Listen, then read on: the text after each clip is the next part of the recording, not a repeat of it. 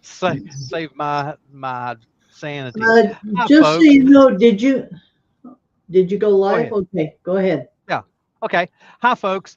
It's good to see everybody. Um, I was just telling Ruby and Todd, my two friends who have joined me today.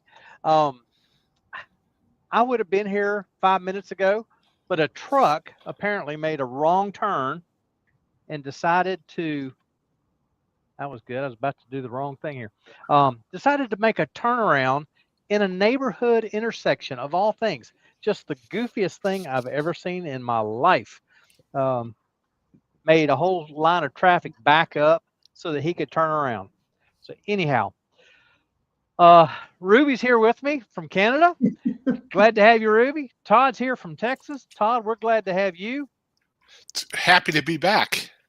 Yeah, yeah, We're glad to have you. you've been AWOL for a couple weeks. It's marching band season in Texas. Absolutely, Yeah. absolutely. It's that time of year. I'm so glad my son is out of marching band now. He's not even in college marching band now, so that's a good thing. Anyway, um,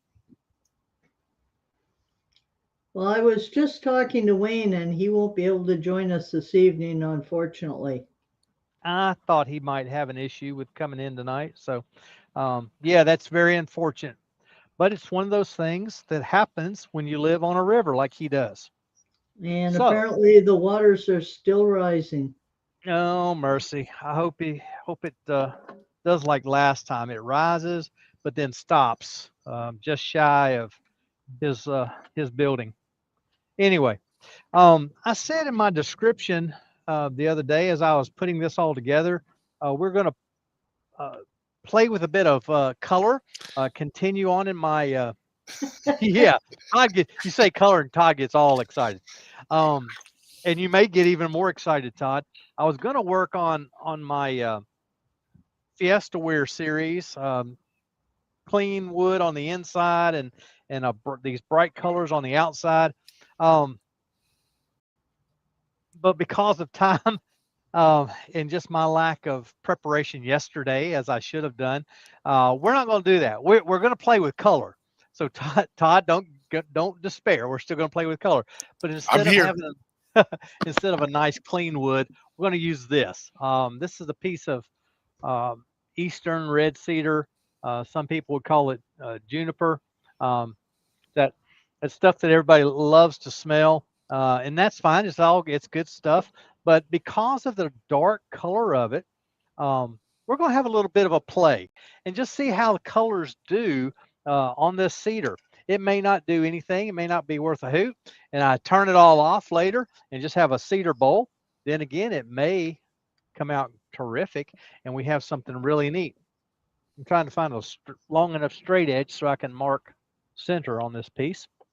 I think it's Um, going to depend on whether you use the color to color an entire section of the bowl or to use it as an accent on an area of the bowl. yeah, that's true too. Um, and we may play with it in that kind of a way.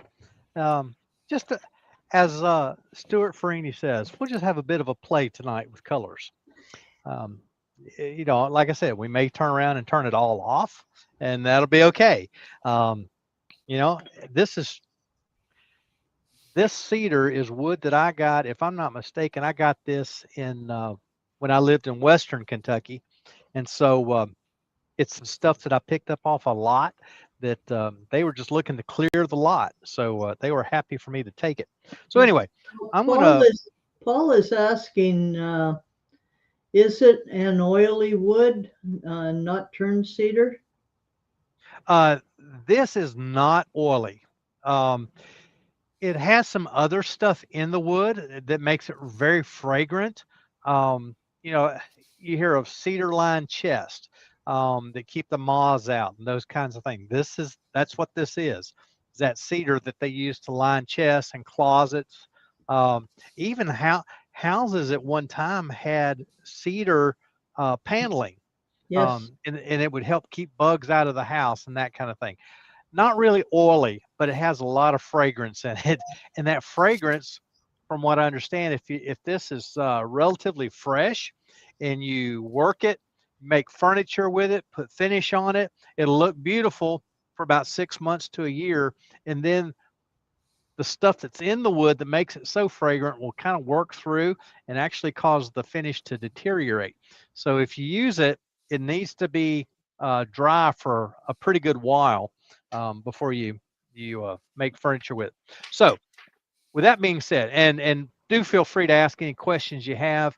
I'm going to put these guys in the background, and one of them is going to share with us who all is in the chat so that I can have a good idea of who we're talking to. Now, Ron just made a really good comment. Just keep in mind, whatever color you use, figure in the reddish brown background that it's going on. Absolutely. Todd, how would you like to do the honors? I'll jump right in there. It started off with Paul Northfork Hunter saying hello to everybody, and then Ruby was in there. Jennifer Crafts and Creations is there. Roger Wallum is there. Let's see, Norman Greenwell. Chris Charlton. Ian Lee. Alex Wurzel the Wood Butcher is there. Michael McEwen. Hi, Mike. Going down. Ronald Todd is here. I'll read what Ronald Todd put in when he got here. He said, "Good afternoon, Doug, Ruby, and everyone from the West Bank of New Jersey. I lost my wife on November 2nd and haven't been in the shop for 3 years as I was her caregiver. And that's devastating." Yeah, I think our condolences go out to him for sure. Absolutely. Yes. And prayers. People often forget the spouses in their prayers, but yes, absolutely. Yeah, I am going to change cameras. I'm basically the caregiver for my father now for the last 3 months since my brother passed away, but for about 20 months now since my mother passed away, and I understand how difficult it is just to have to give of yourself at that level. Well, I did it until my husband went into the nursing home fairly recently, and now I'm a little freer for traveling and going to wood shows and demonstrations and that. But for a while there, it was pretty tight. I couldn't leave him at home alone. So and the worst part Ron's going to have to face now is going to be the house being lonely. And if you ever need to chat, I'm sure you can contact one of us, Ron. Absolutely. Yeah, absolutely. Let's see. I'll pick up with Dale. Old Man River is here.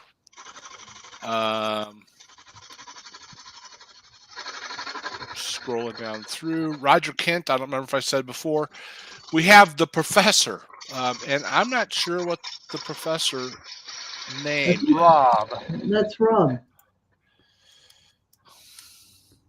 Somehow or another, I've missed that in that time. So hello, Rob. You're not even old enough to be having these memory problems. Who said that? I just said that to you. Todd at Glencoe Woodworks is here. And Tony Smith has joined us. Welcome, Tony. Yes, Doug Bennett right after him. I see there. Let's see. Tim Ponder is here saying hello to everyone. Mike Evans. Mike Evans. Yes, okay. I skipped him somewhere. Thomas Kenny is here saying good afternoon. Hi, Tom.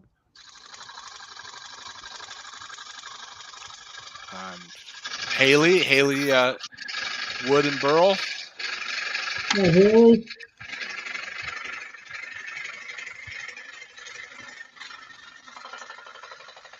Malcolm Douglas. I don't believe I've seen him in there yet.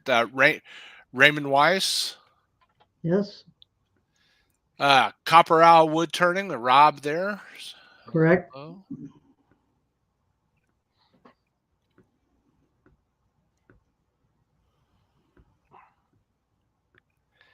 And I think I've made it to the bottom and it never refreshed. How about that?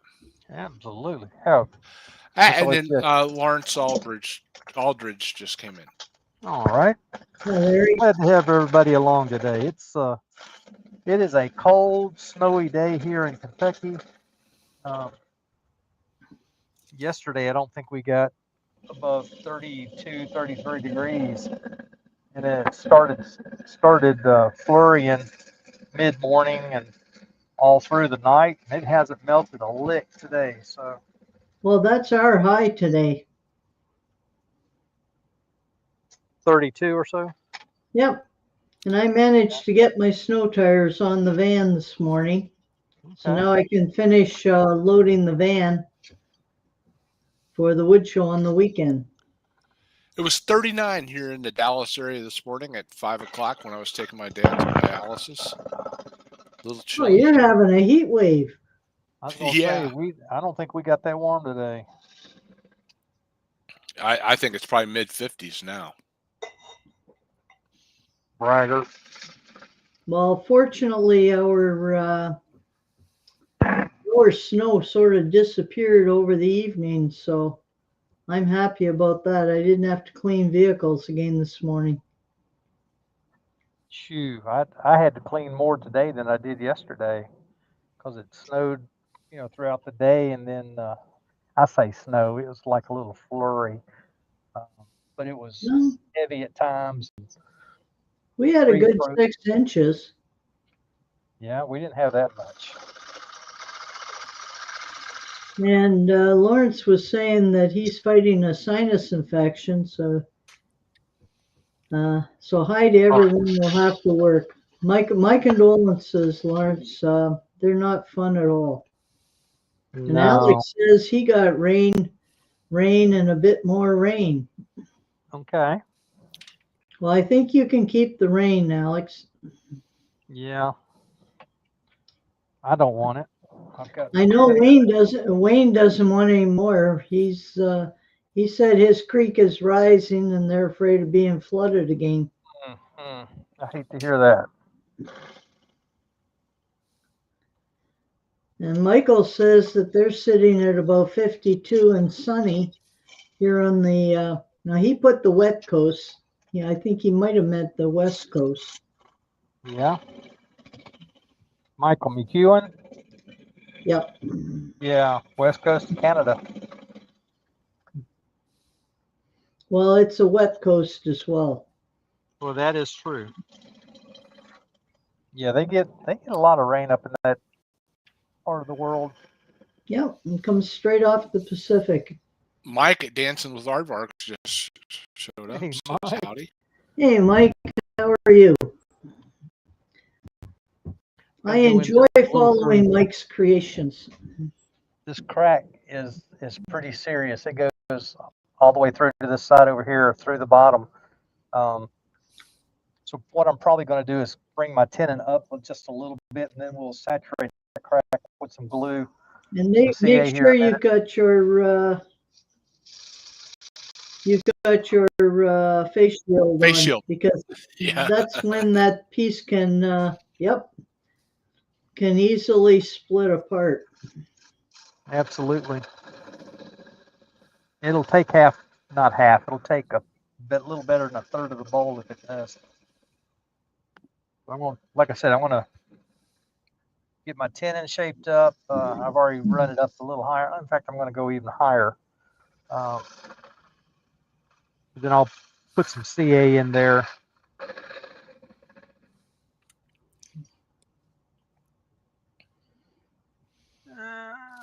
And Martin at Woody's Creations has joined us. Hi, Martin. Hey, Martin. Well, you guys who came in late, I was intending to have a nice clean piece of some kind of light colored wood and do some coloring. This is a piece of cedar. I think I'm still going to color it, but this will be more experimental kind of a deal. And Mike Yu from Minster has joined us. Good evening, Mike. Hey, Mike. Martin at Woodsy Creations. Hi, Martin.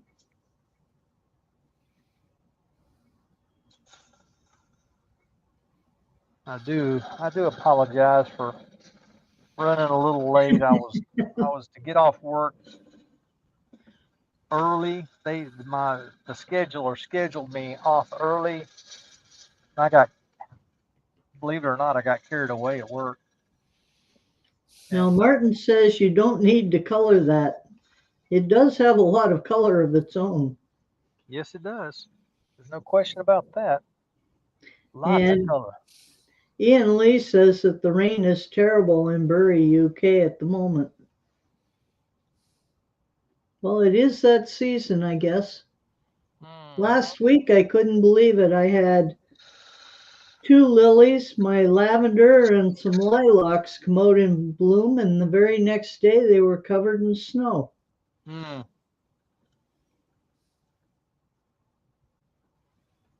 Now, when I get a have- crack like that, what I typically fill it with is 2-part epoxy with a drop of black acrylic paint in it. Mm-hmm. You know, I've got some 5-minute JB Weld epoxy, and I do have some acrylic paint. We may give that a shot.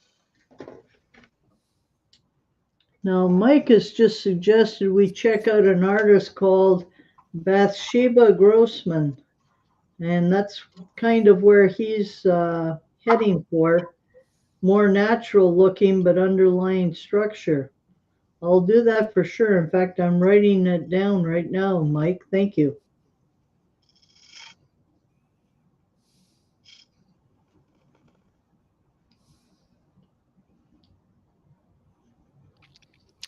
People over in the UK are talking about building arcs. Did you see on the news where they think they finally found Noah's Ark? I see that article about every other year, maybe. Yeah, they're in Turkey. They think they find it all the time. And it's possible. Well, from the scans, it looks like the most likely of all the ones that I've seen reported. Yeah. There's some pretty cool findings, and it'll be interesting to see. I don't know. A wood structure, yes, if it's buried, it could possibly survive all this time. And Gary Hales has joined us. Welcome, Gary. I liked how they went back in the cave underground structures in Vimy Ridge, and using new technology, they've been able to come up with more of the messages that the soldiers wrote while they were down there. Huh?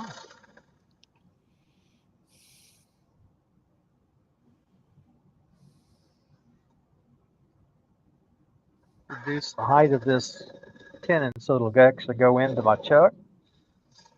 Yes, you definitely don't want your tenon to be thicker than the jaws of your chuck. Yeah, yeah.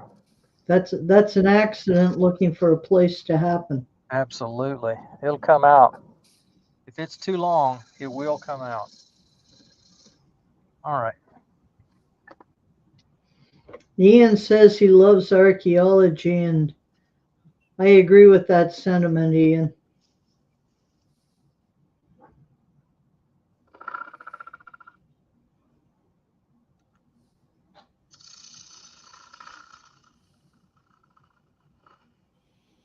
Todd at Glen Cove Woodworks says Happy Veterans Day to all the veterans and their families. Thank you for your service. I'd like to mirror that. Mm-hmm. Be nicer if we didn't have to have armies. Isn't that the truth? Or wars.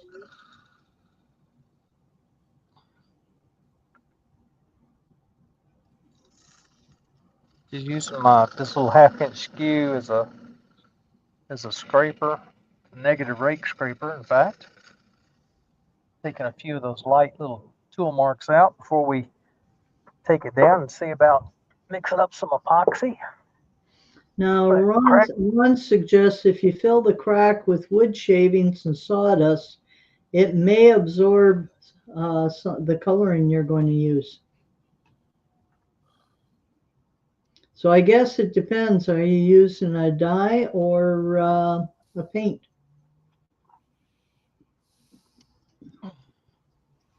I've got some paint here that I'm going to use.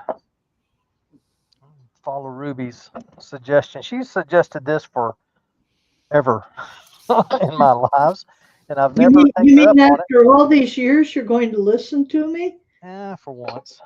Oh my God, am I ever glad I'm sitting down? I'll go ahead and make note of that for future reference. There you go. There you go. I listen. I always listen. Always listen. I don't always do it, but I always listen.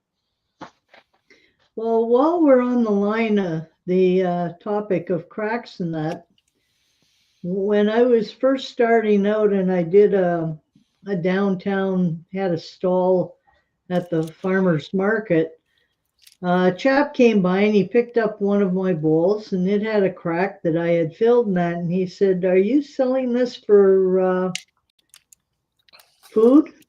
And I said, "It's whatever the person who buys it would like to use it for."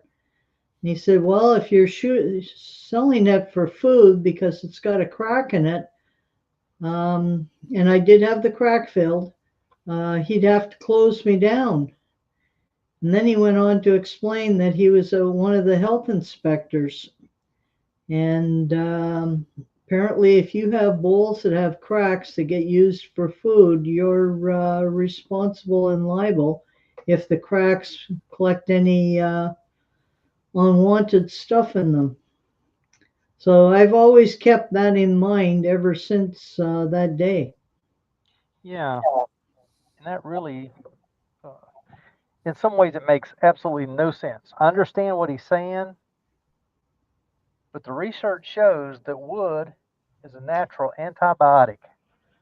And so I declare I can't believe I don't have a stick handy.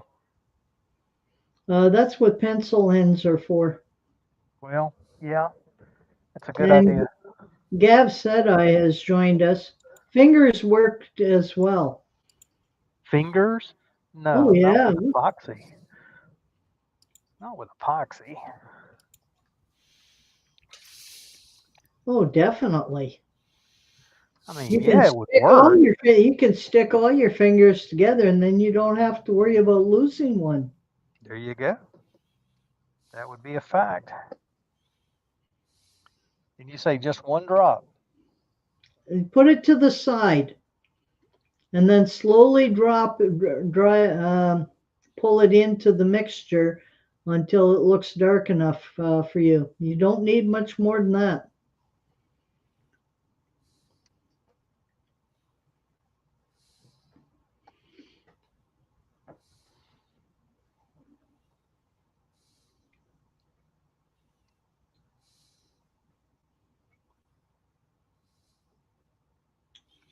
I'm sure there's a formula there where you don't want to exceed 10% or something to maintain the integrity of the glue or something, but who knows? Well, adding the paint as well helps the glue dry, believe it or not.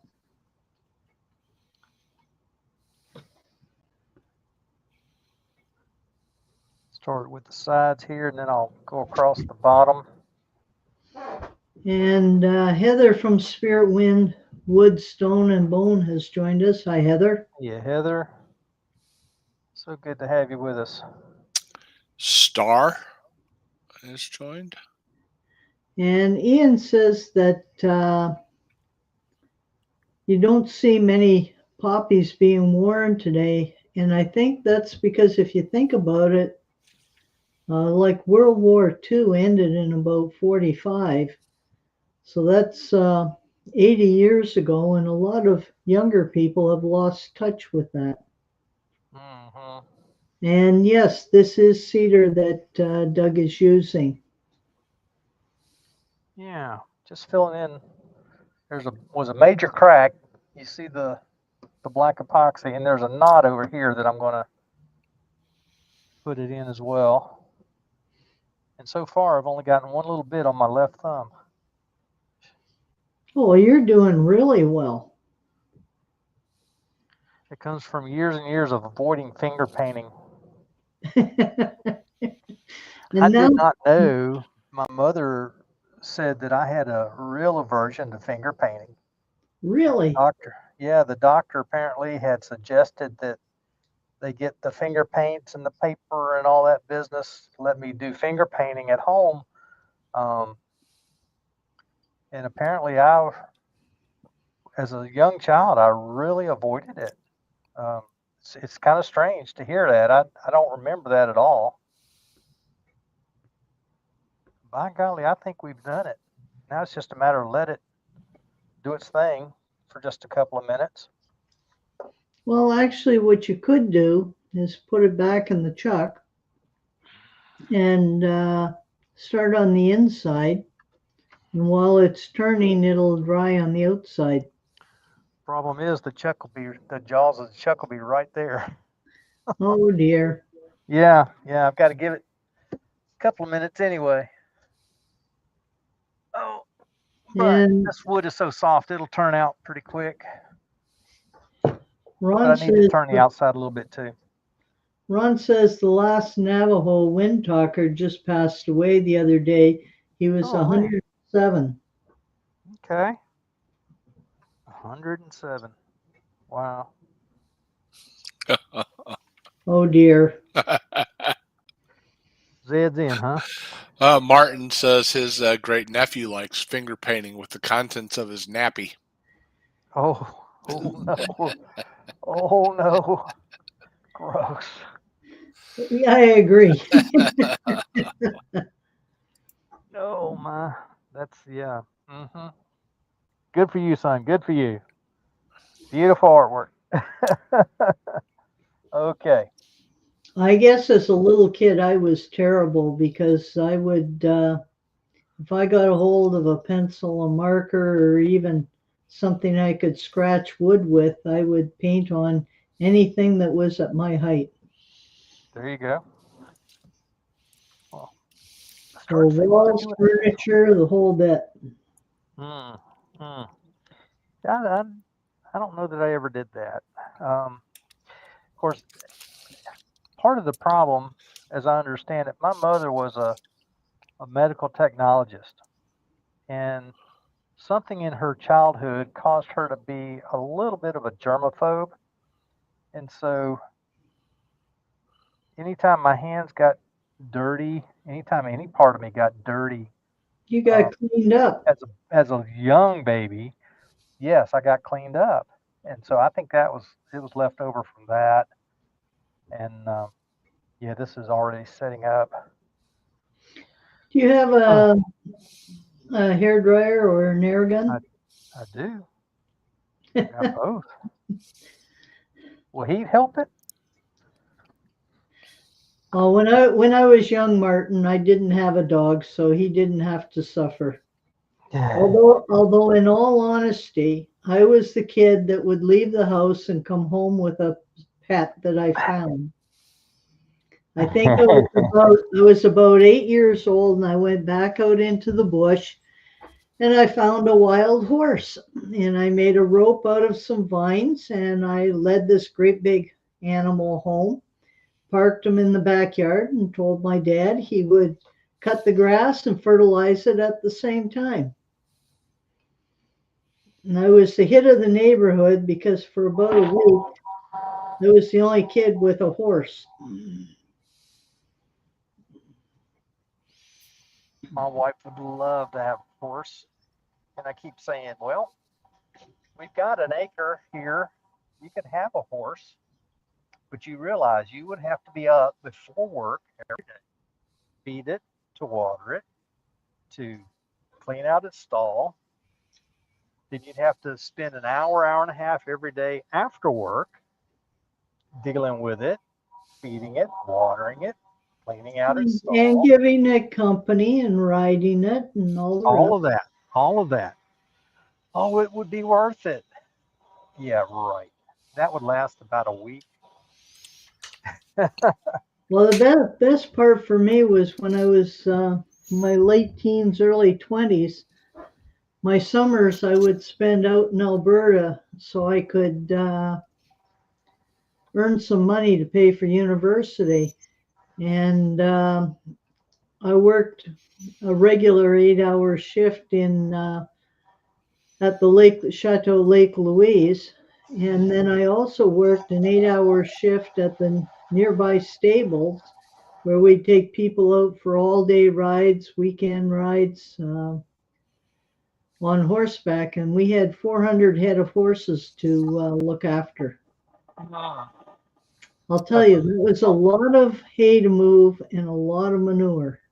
yes. Adam said for about a week, question markish. What happened to the horse after that? Not glue, I hope. And I immediately thought, how appropriate that Doug is drying glue right now on this pole. That's right. No, actually, my dad finally found the farmer that the horse had escaped from, and it was returned to its home. Ah, good. Good, good. I was quite upset about it, but the only time I really upset people in the house was the day I was picking blueberries and back in the woods. Realized I grew up in northern Ontario, where you walked across the street and there was 2,000 miles of bush. And while I was picking the blueberries, a skunk went by with its family of little skunks. And then quite some time later, this one little skunk came by all by itself.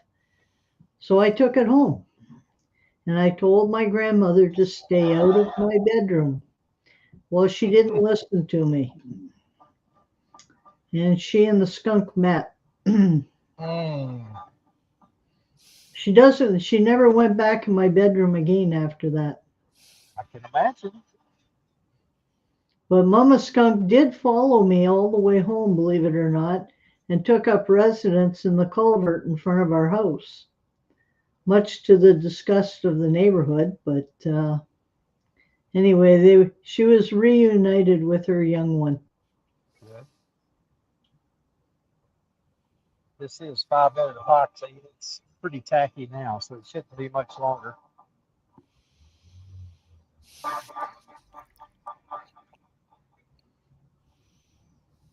I can see. I don't know. I'm thinking about colors here. What colors do I want to use? Well, first decide, are you going to cover the whole thing, or are you just going to do an area as a highlight? Mm-hmm.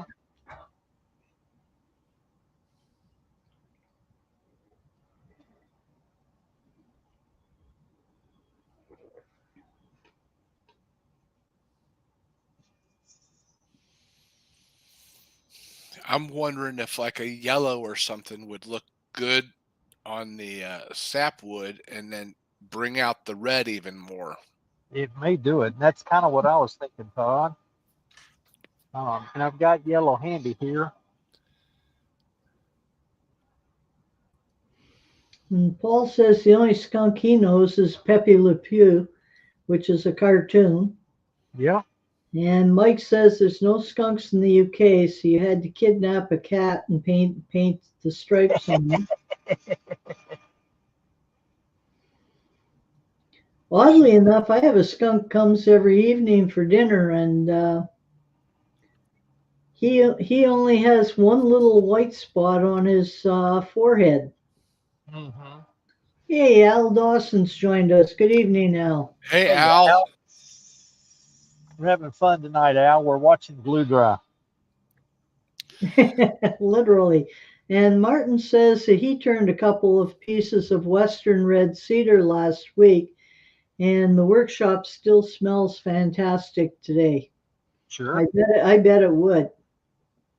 Another wood that's like that is camphor laurel. If you get to turn it, then that odor can last for months. I've got I'm looking at two pieces that are pre-cut now, and I'm pretty sure I've got a log of it somewhere. Now, Ron says that if you add yellow, it's going to turn out orange, and the blue parts are going to turn out purple. Now he's turning some red cedar. Had a big crack right where you see that dark blue. We used some 5-minute epoxy, put just a drop of black acrylic paint on the edge, and mixed about half of that in, and it did a real nice job of coloring the epoxy. We're just waiting for it to kind of dry a little bit, dry to the touch. It doesn't have to be perfectly dry. We'll can start doing the inside of it. Well, Martin, if you do get a chance to turn some camphor, let us know how you like it. I've only turned a few pieces once. One that I picked up when I was in the southern U.S., and a piece when I was in Australia.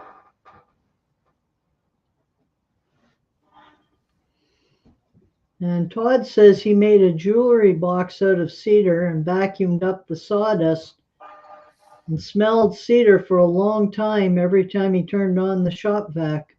I bet. I would imagine camphor in the UK would be an imported wood. I'm sure. Here it was brought. It's a native to Asia. Was brought in, and now I know Florida is trying to get rid of it. You can't transplant it or plant seedlings or anything like that. There's some around Tennessee too. Probably is. I've got two pieces here that I know came out of Georgia, the Atlanta area. Well, it's getting there. It's less tacky than it was. Well, interestingly enough, most of the oak that you find either in North America was all brought over from the UK when the early sailors brought it with them so that they could grow new masts for their ships over here. And of course, it spread quite quickly. Oh, yeah. Yeah, Captain Cook was known for bringing saplings with him to Yes. make new mast if needed. I wish they'd have brought Kari over here. Yes, that's a beautiful wood to turn. Oh, phenomenal. It can be anything. It can be very plain. It can be very, have a lot of movement in the grain. Lots and lots of color. It's wild. And Tony Turns Wood is wishing everyone a happy Tuesday. Glad to see you, Tony. How you doing, Tony? Glad to have you in today. You know, that's probably dry enough that you can just do a shear cut and get that excess off. Is it to the point it's not going to be part of your the shield on your? Oh yes, definitely. I was concerned about it sticking to the chuck. But see, it's right in the joint of my tenon. Yeah. But I think we're okay. It's still sticky, but it's not that bad. Tony says he's trying to keep on top of the fall chores before the snow. We've already got the snow, Tony. If you want, we can send it down. Yep, we've got the snow here as well. All right, I can get rid of that. Get my vaccinator out of the tailstock. I don't like that vaccination. It hurts. Yes.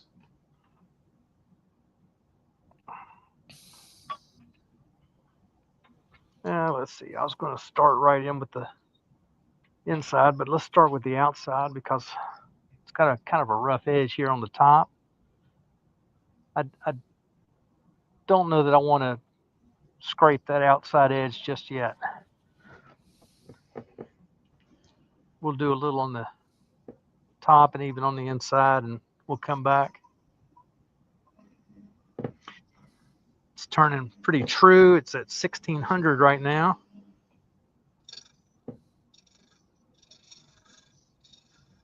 All right, got that knife edge off of there that was concerning me. Well, that would have given you an opportunity to put some natural red dye in. Yeah, no. I'm still healing up from 2 weeks ago. That was a walnut bite there. It bit me good. First time Connie saw that, she says, "What in the world did you do?" That's where that walnut bit me the other day when I was doing that demonstration. It was not good. It was bruised. There's the cut, and it was bruised way back here. It just migrated. Oh, it just added a little color to your life. It was yellow, almost green. It was not pretty. And Heather's saying she might not see me at the wood show this weekend. Apparently, she bought a few tools and such last weekend. So she should avoid going places that call her to spend more. She bought a termite tool. Well, it'd be nice for you to just come by anyway, Heather, and take a look and see what tools will be available the next time you feel like buying something. Yeah. You could, yes, leave your billfold in the car, and I'm gonna And take off my tail stock and get it out of my way. and Al would like you to change to the tail camera. I was just about to do that. There we go. Looks like it's dusty. Oh my goodness. I saw him say camera and I thought, okay, so Heather should buy a camera. Oh, let me tell you, I was in Walmart in another town. Had to. I was hosting a small conference, and I stopped by Walmart to pick up some soft drinks. We were gonna order some pizza in, have it delivered. But then there was only like 5 of us, so we all decided we didn't need to eat. So anyway, I've got the soft drinks, and I've got a few minutes. I'm thinking I really need another camera or two for this YouTube business. And I'm starting to look through the electronics department, and the guy comes over and says, "What you looking for today?" I just happened to be by the iPhones. My old iPhone, I was using an iPhone 8, so I really needed one. And I told the guy, he asked me what I was using. I told him an iPhone 8. He says, "Oh my." Well, he made me a deal I couldn't refuse, and so I ended up getting a new iPhone. But I went from an 8 to a 16e. Quite a jump. Yeah, I did basically the same thing when I upgraded. Yeah, I still have not got this phone set up. It's so different. I'm having a tough time.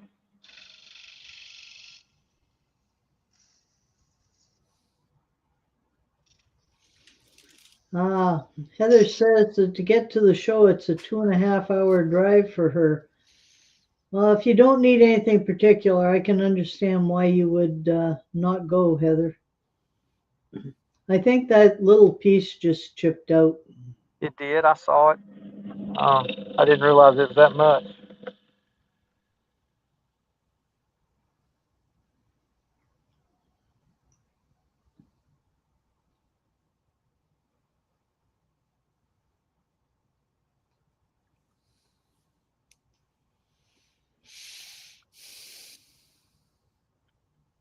That's a whole lot better. I've got a decent rim now. Good. Part of there's a little branch that was growing out from that spot right there, which is an extension of that crack that we filled. Now you've cut that rim so it's straight across? No, it's slightly angled in. Okay. I tend to like mine angled out. Sure. I just asked out of curiosity because everybody seems to like a different mixture. Right. I'm just gonna And take this Paul purple. has a good suggestion for you, Doug. Give your new phone to the nearest teenager and they can sort it out for you. They probably can.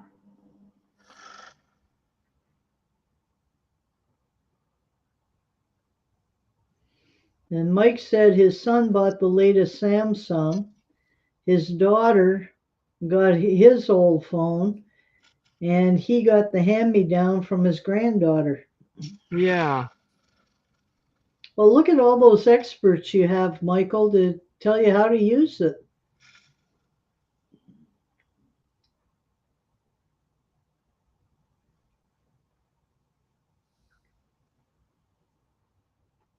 Two of the apps that I need for work, I'm gonna have to go to either our HR department or probably even IT and get them to. Install them for you. Well, I've got the apps installed, but I can't get their system and the apps to talk. And one of them, they actually say, once you download the app, let IT know so they can get you connected. And Dale says the distance is why he's never been to a turning demo, a class, a show, etc. For me, it was always a case of I would find going somewhere to sit on a beach for a week to be extremely boring. So instead of taking a cruise or going down to Florida for a week, I go somewhere and take a class. I'd prefer to learn whether it was painting or turning.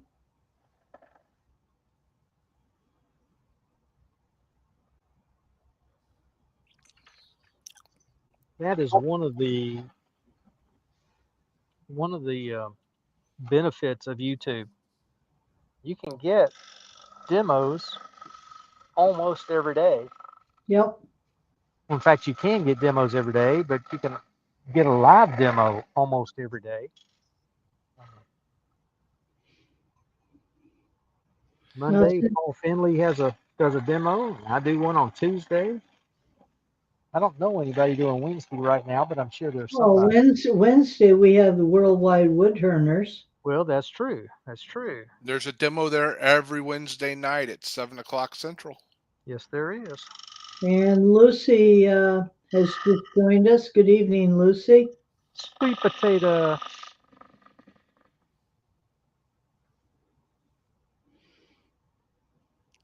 Are you seeing that crack now on the inside, Doug?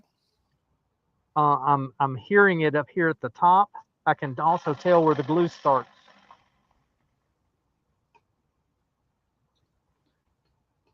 And Martin says that he's self-taught by all of you wonderful people in YouTube world. Quite a few people are. Tony says that he hasn't tried to do a live yet, but he's looking forward to tomorrow's demo.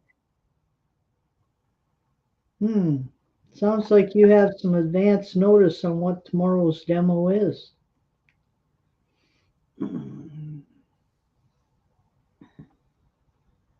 Now you are checking your depth, I hope. I kind of know where I am at this point. I'm going to check it when I get this section square all the way across, or round all the way across, like right after this cut. Now see, being a paranoid old lady. I would have checked it 3 times by that time to see where I was. If I switch cameras, I can show you. By using my digital calipers, Mm-hmm. I am fairly even to right about there. So I've got another inch, inch and an eighth Are of you depth. going to undercut the bottom? Undercut the bottom, Yeah. uh, uh, just slightly. I'm going to take the tenon off. Well, I'm probably not going to worry about it actually, Ruby. Um, this is what our wise Jedi would call practice piece. Okay. And we're all assuming that this bowl will come off of that chuck.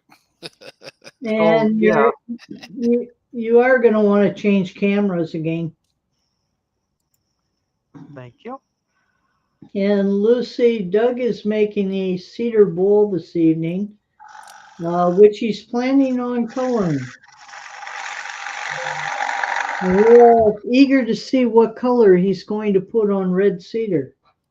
Yeah, it's one of those wild deals that normally you wouldn't color cedar, um, because it's got lots of color to it already. But I want to play with some color tonight. I'm gonna come back around here and see if we can't scrape on the outside just a little bit. Change our view. See all that beautiful epoxy. Now, I went through all the trouble to fill those gaps or fill that crack. But cedar's got this strange ability to, even when you're done, it releases tension in the wood, and you never know. So True. I'm doing my best to stay out of the line of fire. And Holland Woodworks says that the color wheel would suggest a teal color, I believe. He says he's color illiterate himself. Just changing gouges. This one's a bit sharper. You could use a red in that, or as Todd suggested, a yellow. Mm-hmm. What I would tend to do is I would keep slices of the wood and then apply the color to the little slices and decide from that which one I think is going to look appropriate for what I want to do. Where's the adventure in that? Well, I'll tell you what, Todd, when you get my age, you don't get quite as adventuresome as when you're your age. Now it's still got a big black streak there. Not so much there. That one's pretty well gone. Okay. Come in here by my foot, get that cleaned up.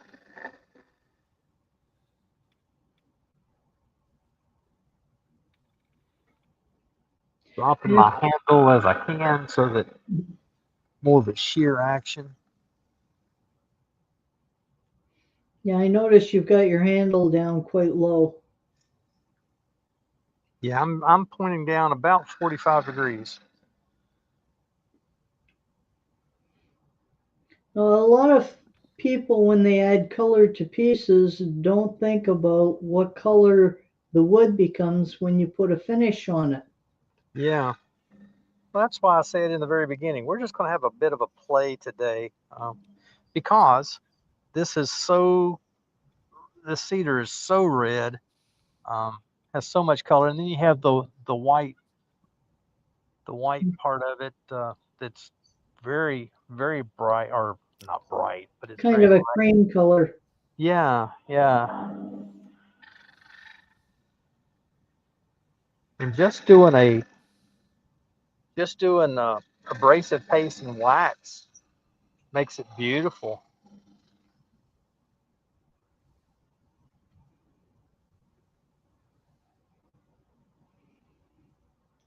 Oh no, Mike says that it looks like worse rain might come Wednesday and Friday. I'm afraid Wayne might definitely get flooded then. He may. Depends on how the river reacts. Still got a little bit more to get there. If you sand that, that would probably come off. It probably will.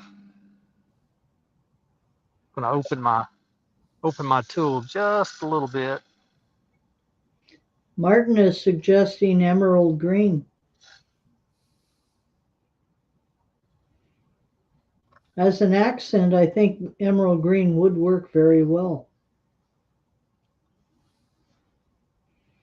Oh, and Lucy is cheering. She says, "Great, I'll be swimming then."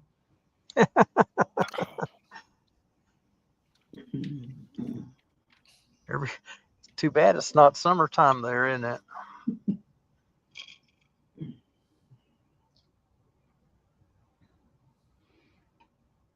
No, it's definitely not summer here. We didn't get above freezing today. Yeah, I don't think, well, we probably got above freezing, but not much more. There was still ice on our cars in the parking lot when we came out of work today. So.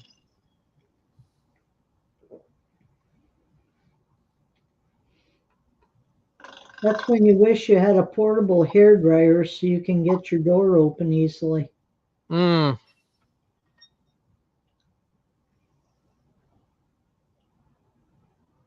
We're looking pretty good here. This knot that I filled here is almost trying to fall out on the inside, but we're not going to worry about it. Going to give it just a little bit of a sand or slow it down to about 500.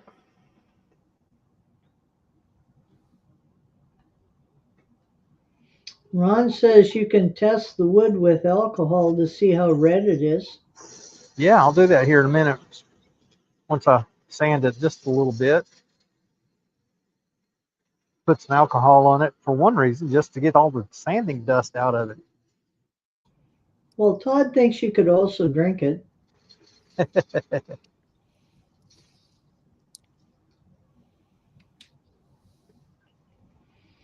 Martin is in for a really bad holiday next week. It's at a lodge with a sauna and a hot tub.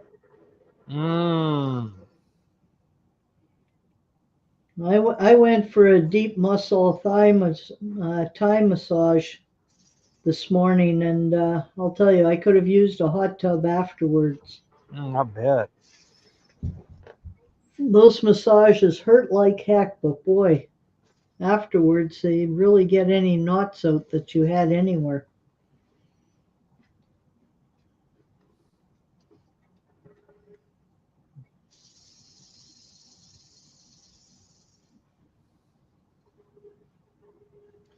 Yeah, I'm going to have some tool marks, especially on the inside.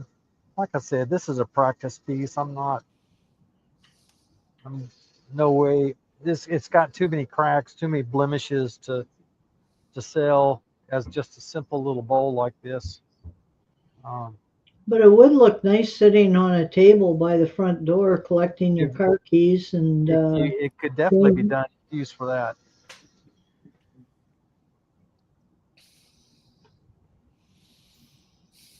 And Ron says he is drinking his alcohol, but it's not denatured. No, you don't want to drink denatured alcohol. That's like meth in Europe. It's been added to, and so you don't want to drink it because it simply is not good for you. It will make you sick. Yes. I have heard that there are some alcoholics who have figured out some ways to filter it so it's not quite so bad, but I wouldn't. No, I wouldn't suggest it.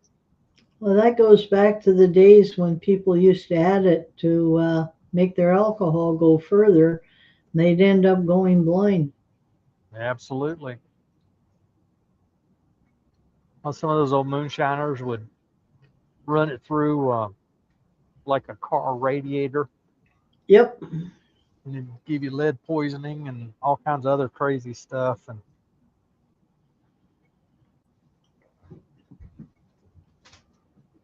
if it's not distilled for consumption, you're probably better off leaving it on the outside. Yep.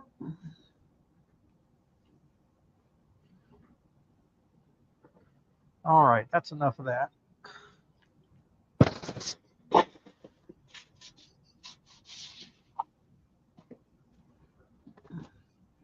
As Tony points out, Doug, you're in bourbon country. I am. I am. It's there are distilleries all around. In wineries, the wine business has gotten big in Kentucky over the last, well, it's been big for a while, but it's gotten bigger in the last 10 years. I'm gonna spray this on my paper towel so you can see. Um, Zoom it in Yep. now.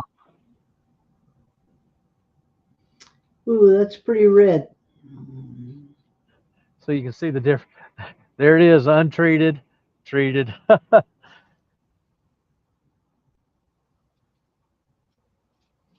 Now you're doing that just to see the color and to take the Get the dust. get the excess dust out primarily. It also will show you, if you haven't already seen them, it'll show you where you might have some tool marks. So this is it's a good practice.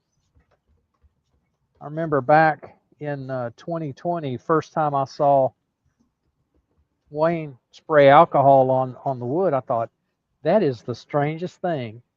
And the more I watched and the more I paid attention, the more I saw, okay, there are two, like, well, let's see if I can, come on, there it is. Yeah, you can't quite see them, but right around here, all the way around, there's a little bit of a tool mark still. I could have run a scraper, and you can see how much dust is on that. Even though I blew it pretty good with the compressed air, there's still dust that's coming out. Now, Todd, you were asking about the glue coming through. It didn't quite make it all the way to the inside of that crack, but I can tell that it's in there. It's much darker. There's no light penetrating. So there's that. Now,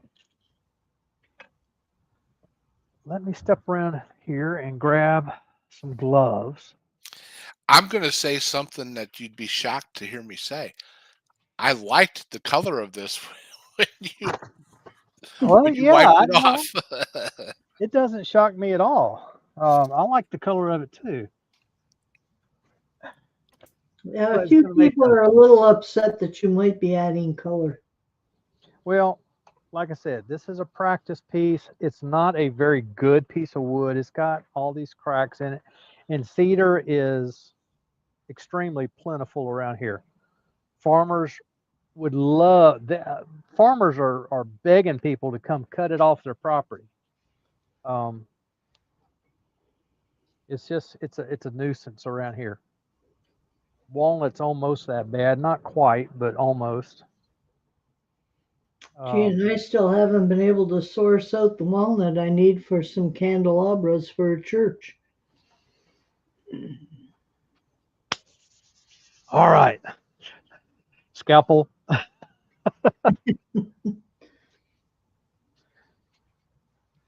All right, let's let me spin that up and get that alcohol dried off just a little bit more.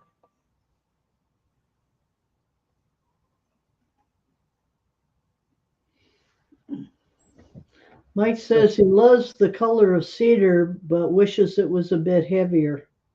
I mean, a little more dense. Yeah, it is a very soft wood, very soft wood. That's one reason I don't particularly like to turn it, because it is so soft. Uh, let's go back to overhead.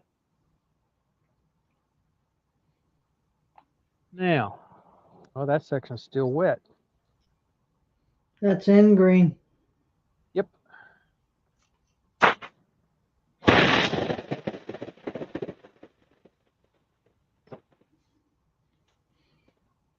While you're blowing it off, tell us about the color you're going to apply. Well, the color I picked up, you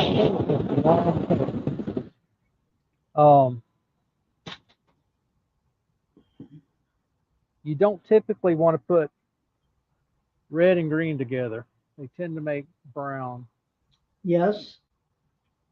But we could go with a little Salisbury Craft blue. And I'm not going to spray it straight on the wood. I'm going to spray it onto my paper towel.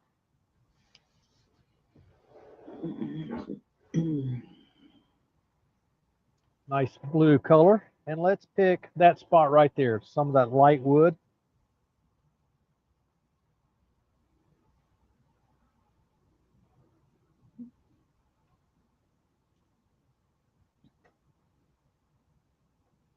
So That's not a bad color choice. You got where the light wood was, and then the dark wood, it's of course darker. Gav says that blue is his favorite blue ever. This is a super nice blue. I want to do more with these Salisbury Craft colors. I think they're a super nice color. And as that dries into the wood, that will get a little lighter. While that's doing that, let me grab another paper towel. And for sport, we mentioned yellow a while ago. So I've got some yellow here.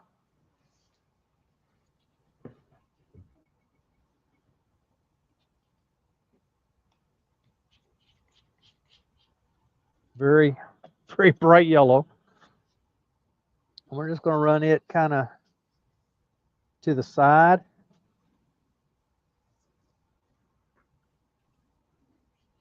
You're going more to the orange tones.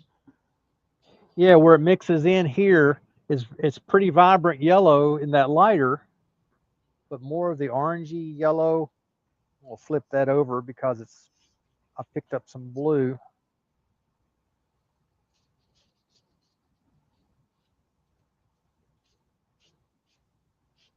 Which is not a bad thing to pick up that blue. You can do a little bit of blending. It's not blending very much.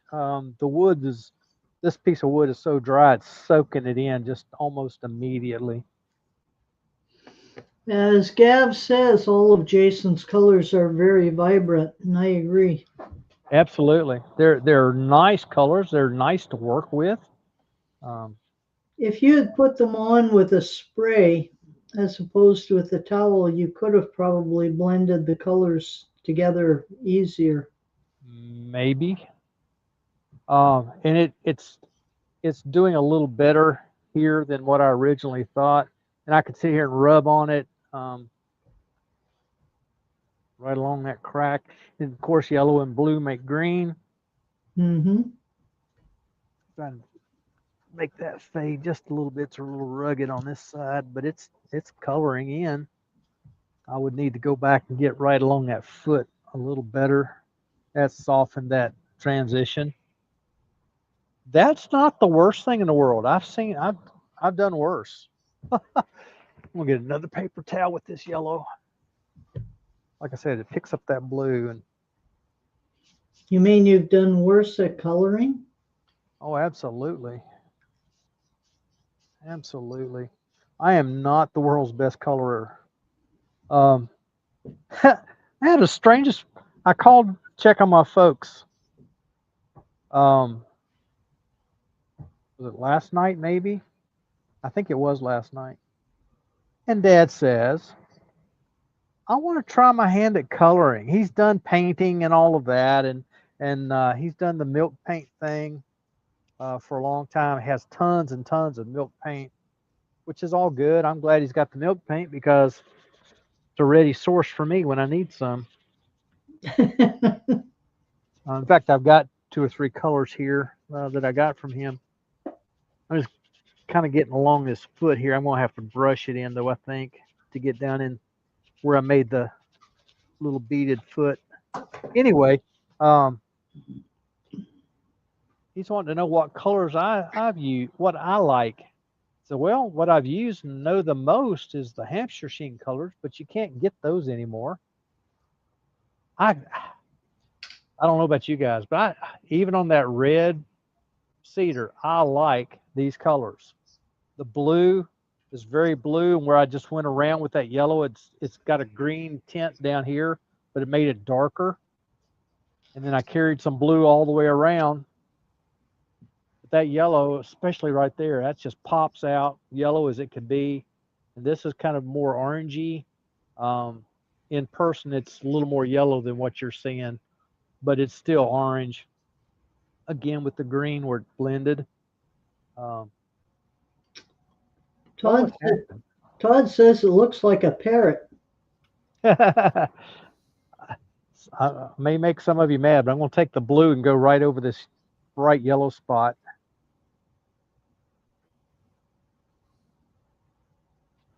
That made it about as green as it grass, didn't it? With a dark streak right through the middle. But I kind of like it. And then, the only problem with coloring like this is you go through a bunch of paper towels. Well, what's really good about your doing this is it's giving other people a chance to see what happens when you try it. Yeah. And they can decide for themselves if they want to experiment with it or whatever. Or stay away from it. Right. But there again, just some yellow. This was the light spot over on this side, and it really made it green. It's making me wonder what would happen if I used the green. Huh, that's interesting. Okay, let me get rid of that. Now, Gary wants to know if you're going to sand it back a little bit. Oh, I might. Now that we've done all that. Oh, do you know who's selling these Salisbury colors in the U.S., Doug? We're working on it. We're working on it. Jay and I have talked about it, and I thought we were right there when all of a sudden with the tariff war started. Tariff business and okay, shoot. I'm gonna have to get that sprayer back opened up. It's gotten clogged. Well, they had a postal strike and it was connected to the tariffs and all of that. So anyway, as soon as we can work all that out and get a good way to get things shipped across, hopefully I'll be selling it here in the U.S. Now, is this a green color that you're putting on the inside? Yes, I'm putting green in. I wanted to see, since the yellow and the blue work so well at making green on the outside, I wanted to see what the green would do on the inside. And believe it or not, it's working quite well. I wish I had sanded that better. That's too bad Jason isn't with us tonight watching this. Right. And had I left work when I was scheduled to leave work, I probably would have sent him the link. It's early in the morning for him, so yes. He may or may not have been able to join us. Jason is making these colors. They're in Australia. And the way I understand it, Ruby, you may know something I don't know. This is recycled material, isn't it? I haven't heard that one way or the other. Okay, I could be wrong. I may have heard something incorrectly, but I thought I heard him say it was recycled material. Gabe wants to know if he can do a shameless plug. Who? Gab said I. Oh, Gav. Yeah, sure. Um, Ian wants to know if these colors are stains or paints. Yes, they're both some stains and some paints. Yeah, he carries both. Yeah, this that I'm using right now, I think it's a um, stain. this is a airbrush paint that is translucent. Yeah, And so it so, operates more like a stain. yeah, yeah. Um, Getting some of the that kind of question is tough sometimes. Lucy just came in from the kitchen and says, "That looks gorgeous, Doug." Well, I'm glad you like it, Lucy. Glad you like it. I'll put that cap back on that greens before I knock it off and spill it. Um, let's see Gab one more says thing. that he's got a video on his YouTube channel coming out on Thursday using the red. If you Okay. can, Gab, put the link in the chat. He won't be able to. He's not a moderator. Oh, okay. Sorry. I'm going back over the green with the yellow, which should lighten it up just a touch. If one of you two, Gab, have you already set the link in YouTube? And if you have, these guys can possibly go pick it up and copy it over.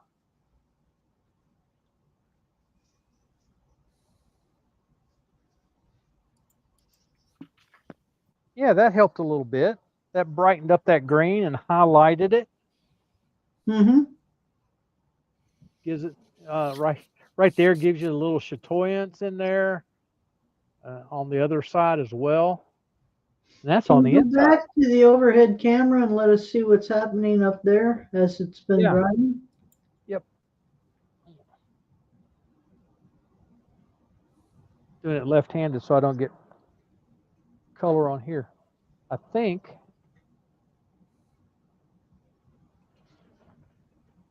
let's get another paper towel.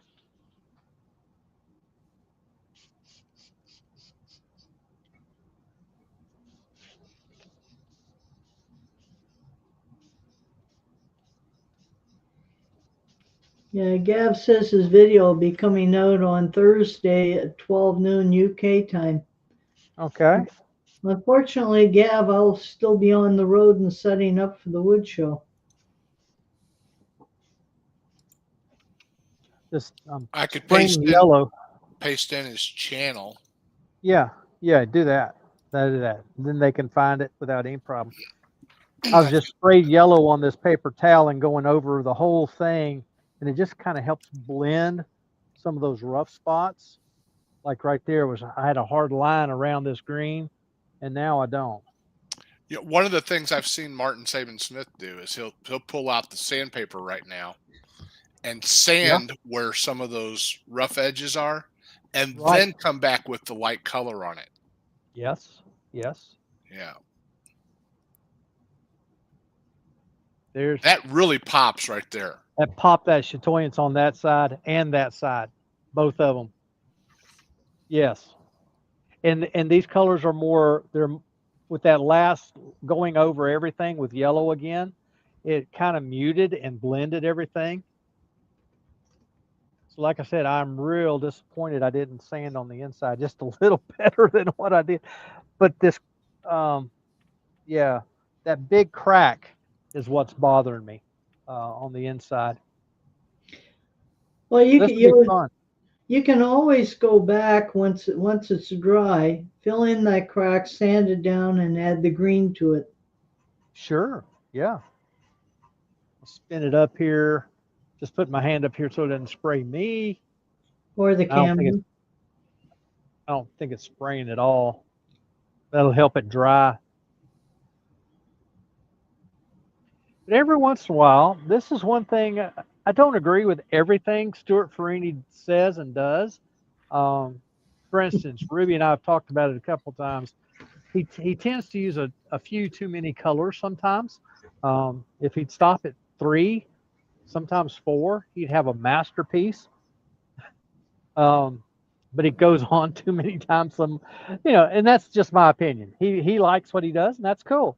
Um, Well, you have to but understand the color wheel and how colors interact with each yeah, other. right. But what I was going to say was that he's right in that every once in a while we just have to have a bit of a play. If we're going to do colors at all, we got to have a bit of a play from time to time to see how wood reacts, to see how the colors react to each other. I never would have thought that putting green on this piece of this red wood would come out as nice as it did. But the blue and the yellow together made green, and then putting green on the inside, switch back to the inside, let you see that again. I think that came out quite nice. Once you have once you have a finish over top of that, that'll really pop out. Right? And Lawrence is asking, have you tried to use color change airbrush paints? I have, That would be the chameleon paints. yeah, I've got the space dust, and I have used that, not on this cedar, but I have used it. Um, Here, let me use some of this. Maybe this will give us an idea. That's not totally dry. I mean, it's water based. It's going to dry quickly, but I would still, if I was going to do this for a piece, try to sell it, I would probably give it at least 30 minutes, maybe an hour, um, to dry before I put any finish on it.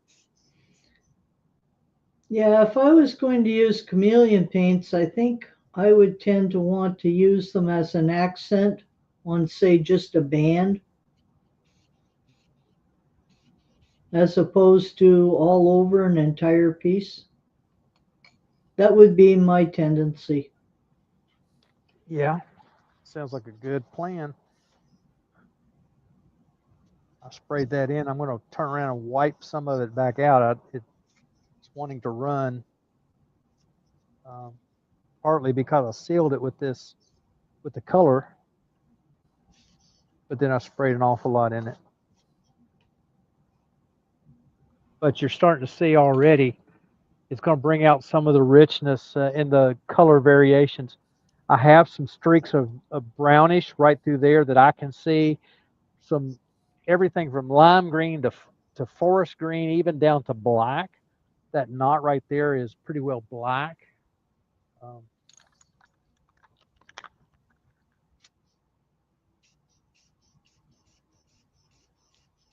this really should have. I mean, this is the We can't, Rust-Oleum.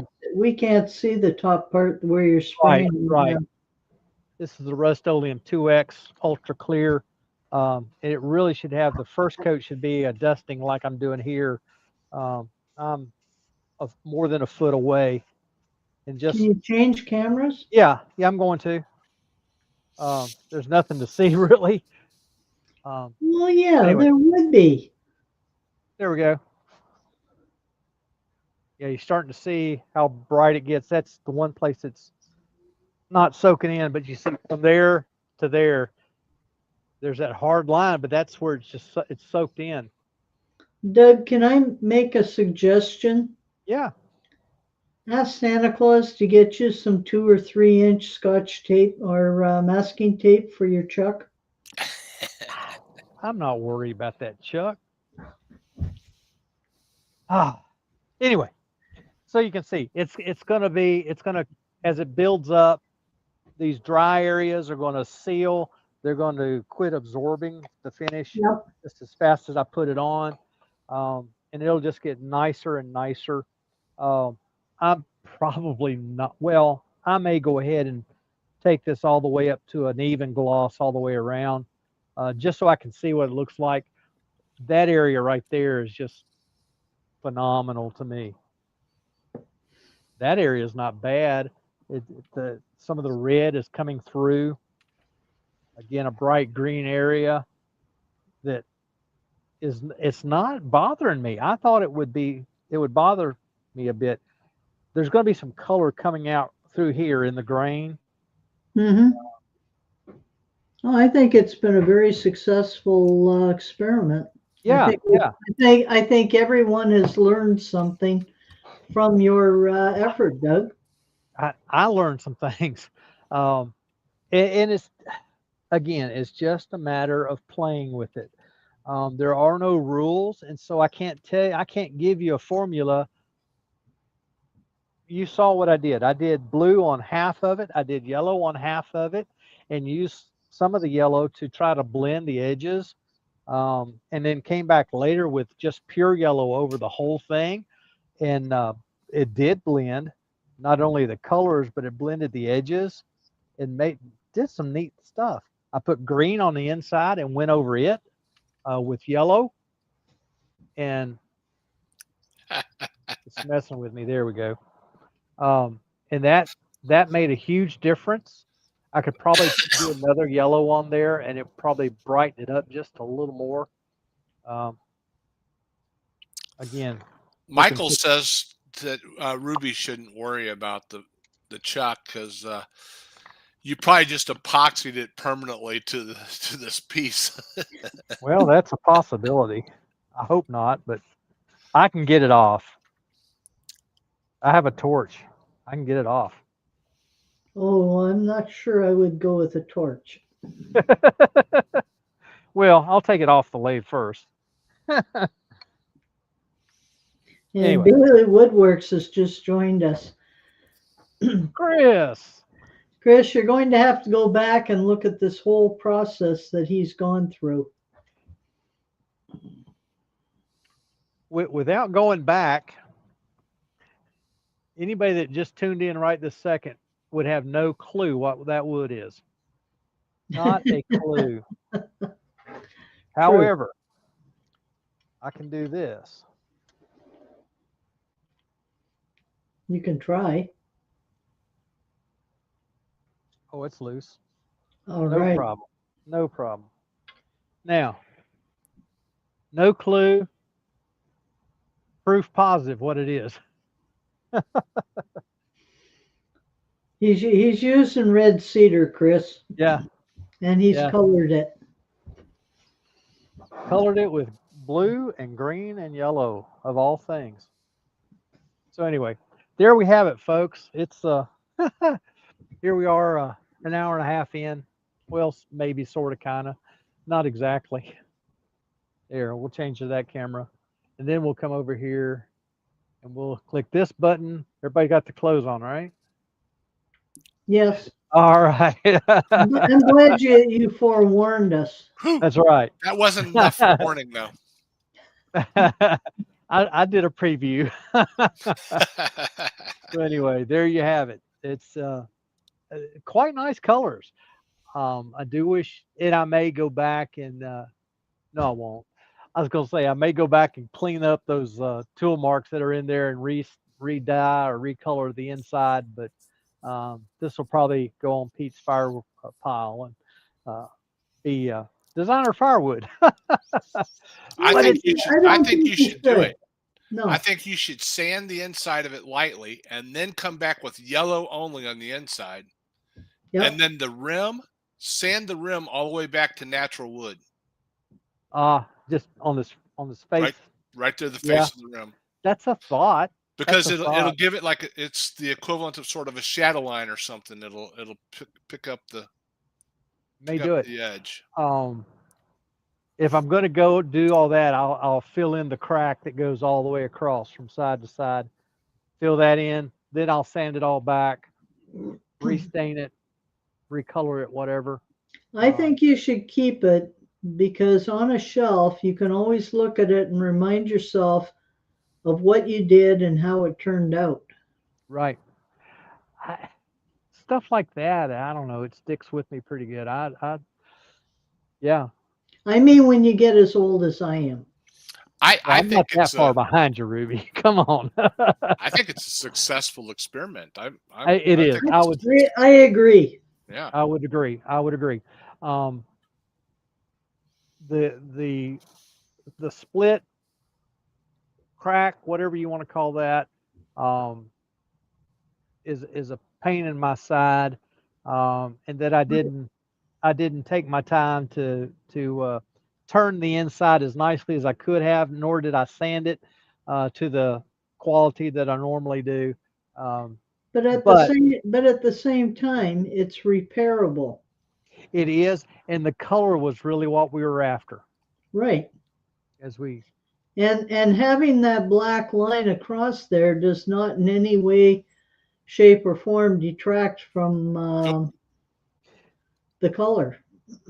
You know what? As dry as that was, and after I cleaned it up, that epoxy did ease out of that crack on this side. I can see where it's slung out, but it just needed more time. You know, we were pushing it so that we weren't boring everybody watching glue dry. We No, certainly didn't waste any time waiting for paint to dry, though, did we? But anyway, there it is, folks. Experiment. Go have some fun in your shop. Make a mess. If this had turned out brown, oh well. You know, it's junk wood, and it's going to stay junk wood.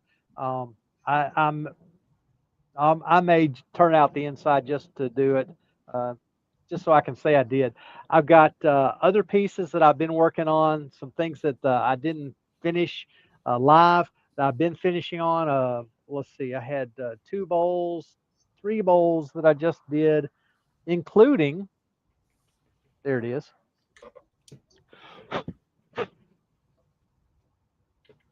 Some of y'all remember that piece. It started out, it was going to be that direction. This was going to be the top, and we flipped it around because of problems in the wood, including that void.